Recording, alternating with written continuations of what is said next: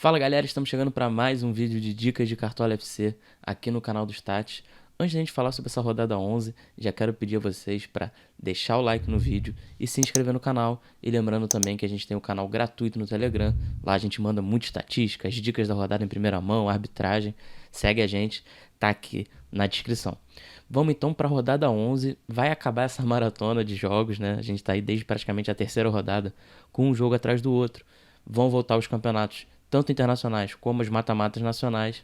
E agora a gente vai ter, depois dessa rodada 11, mais um tempinho aí para fazer as análises, dar uma olhada aí no que está acontecendo no Cartola FC esse ano. A gente não teve nem muito tempo para entender essas mudanças de pontuação, banco de reserva, mas vamos então para essa próxima rodada. Vamos começar então falando um pouco sobre os confrontos rapidinho, assim, só para fazer um resumo. O Flamengo é o principal favorito da rodada, mais de 75% de chance de vitória. Vão sair lá as probabilidades da casa de aposta, mas é um time muito favorito. Tem também Atlético Mineiro, Palmeiras, apesar de ser um clássico, é favorito contra o Santos. Agora, a grande questão dessa rodada é quais são os jogadores que vão jogar. Porque com essa Libertadores aí no meio de semana, por exemplo, o Atlético Mineiro joga contra o Boca na Argentina na terça-feira. O Fluminense também joga fora na terça, o Flamengo joga fora na quarta. Tem muito time aí que vai jogar fora de casa, o único time que joga em casa é o São Paulo. Ou seja, muitos jogadores aí podem ser poupados pelos técnicos. Então, a nossa dica e o nosso resumo dessa rodada é: fiquem de olho nas notícias que vão sair, se tem chance de ser poupado, e deem uma atenção maior para o banco de reservas, porque talvez um cara ali do seu banco possa salvar a sua rodada. Beleza, pessoal? Então, vamos começar falando dos goleiros. O que a gente tem que olhar? Geralmente, goleiro não é poupado, né? De uma forma geral, os goleiros jogam. Nesse caso, alguns goleiros que eu acho interessantes para a rodada. Se você quer, pensando só no SG e tem cartoleta, você pode escalar tanto o Diego Alves quanto o Everson, que são dois goleiros que vêm até desvalorizados, mas eles custam muito alto. Então, esse ano não está valendo muito a pena investir alto em goleiro, não. Mas Diego Alves e Everson são dois bons SGs para rodar. Goleiros de custo-benefício, que eu acho interessantes. Cito, Jailson é um cara que faz muitas defesas, tem a média superior aí a 3 defesas por jogo. E um cara que vem numa excelente fase é o Richard. Você vê que até que o gráfico dele está melhorando. Ele tem feito muitas defesas nos últimos jogos. Contra o Fluminense no jogo passado, salvou. Se tivesse o critério antigo de defesa difícil, ele teria imitado com SG e pelo menos 2 ou 3 DDs. É um cara também interessante para a rodada. Pega um Cuiabá, que a gente sabe que é um time dos mais frágeis da competição, mas também não é garantia nenhuma de SG. A gente viu o Bragantino perdendo o SG contra o Cuiabá na última rodada. Não é uma garantia, mas a gente tem que olhar para esses mais prováveis. O Matheus Teixeira é um goleiro que a gente acha interessante, mas para essa rodada, se o São Paulo vier com um time completo ou um time forte, talvez ele se destaque aí nas defesas, mas é difícil contar com esse SG.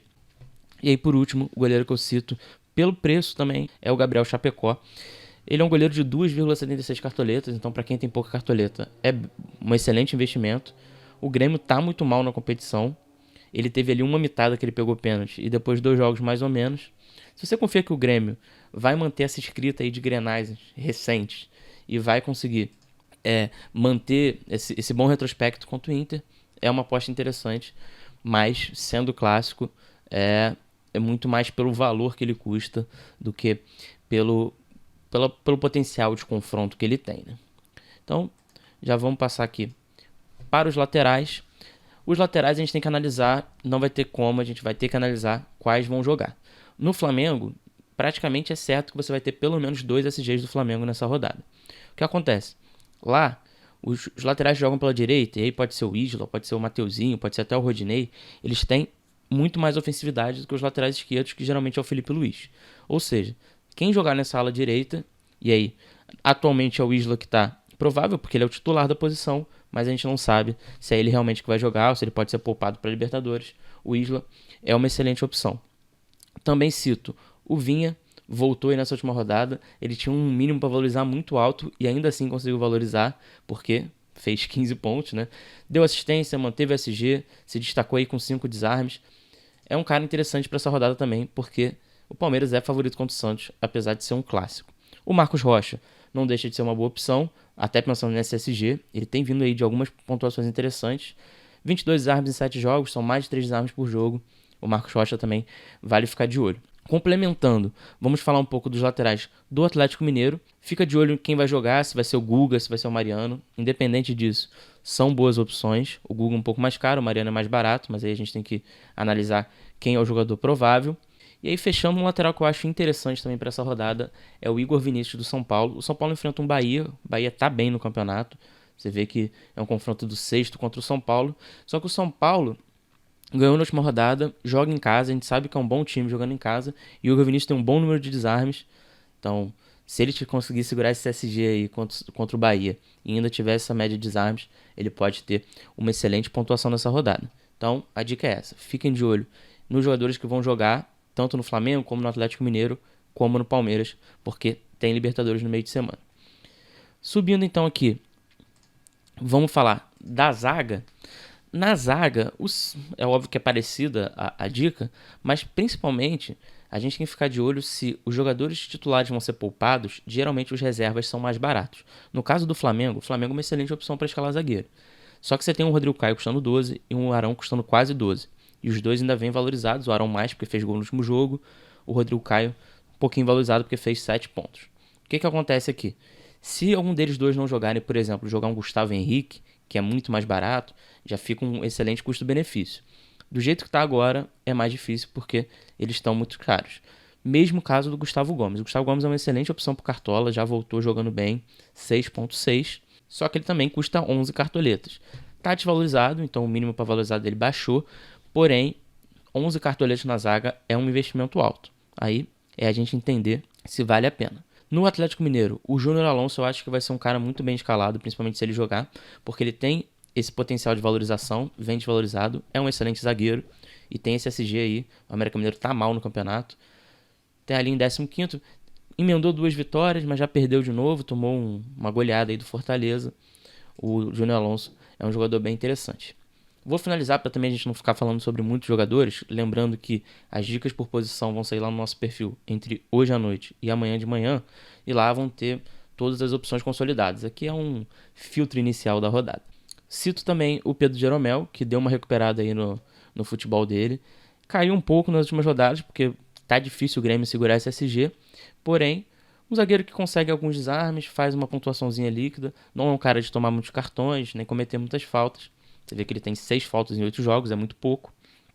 Fica aí essa opção do Jeromel, mas lembrando que é um clássico, é um jogo até bem difícil de saber o que vai acontecer. Passar então para os meias. Nos meias, o que a gente precisa fazer? Se por um lado lá na zaga a gente pensa que, talvez se alguns jogadores aí mais baratos jogarem seja melhor, no meio a gente gosta daqueles jogadores que a gente tem confiança, os jogadores mais decisivos, e aí vai essa questão. A gente tem que ficar de olho em quem vai jogar. O que é um lado positivo dessa rodada? Como o jogo entre Palmeiras e Santos é o primeiro da rodada, a gente vai saber a escalação do Palmeiras.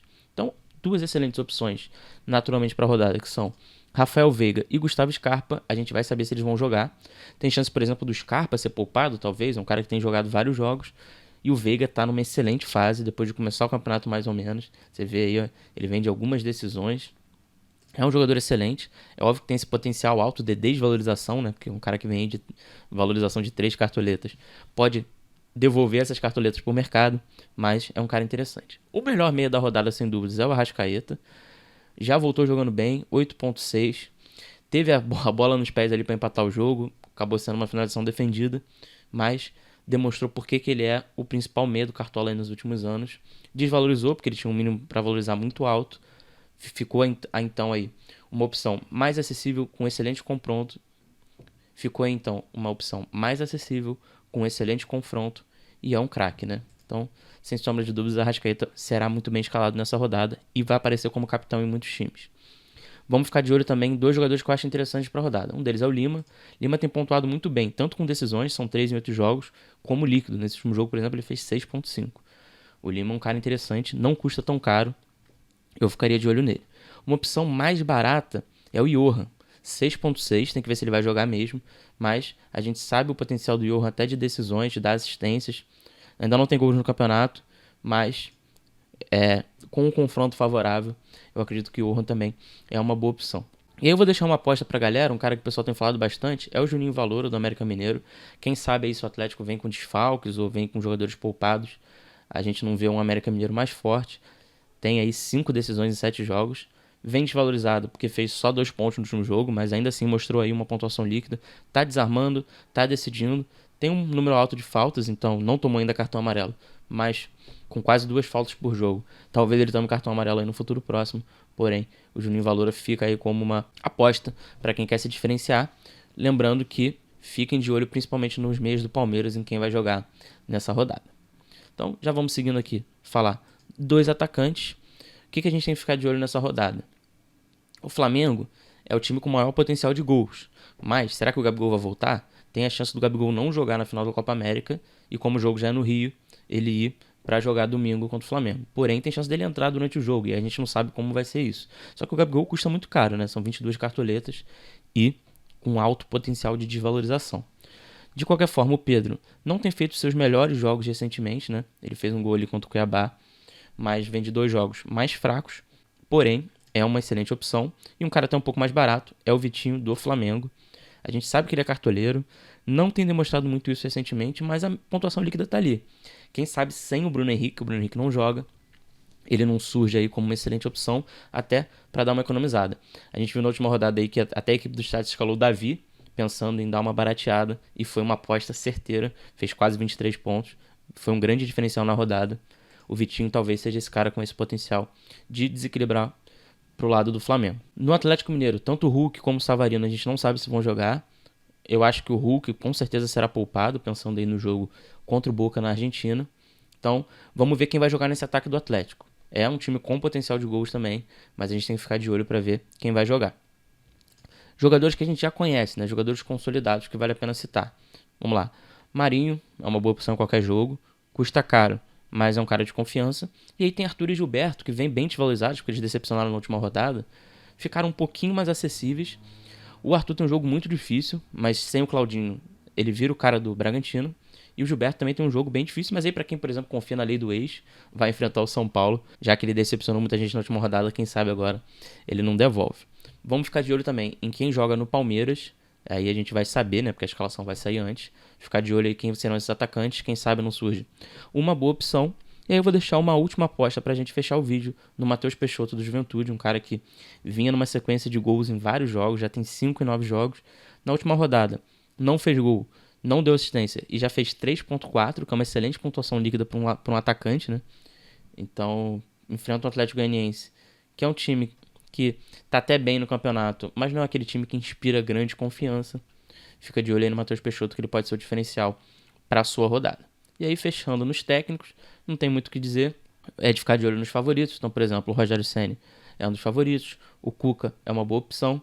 E se você quiser ir um pouco mais lá para baixo, quer economizar nos técnicos, fica de olho aqui nesses técnicos, por exemplo. O próprio Filipão pode ser uma aposta. Quem sabe o Humberto Lousa, se o Fluminense vier com muitos desfalques. E o próprio Wagner Mancini. Mas você pode também olhar um pouquinho mais para cima e aí vai aparecer alguns técnicos mais interessantes. Beleza, pessoal? Então, a gente encerra esse vídeo por aqui. Queria pedir de novo para você deixar o like, se inscrever no canal e vamos então terminar essa maratona de rodadas, tentar fazer uma excelente pontuação nessa rodada 11 e depois vai ter a semana completa até a rodada 12. Então, a gente se vê na semana que vem. Um abraço e até o próximo vídeo.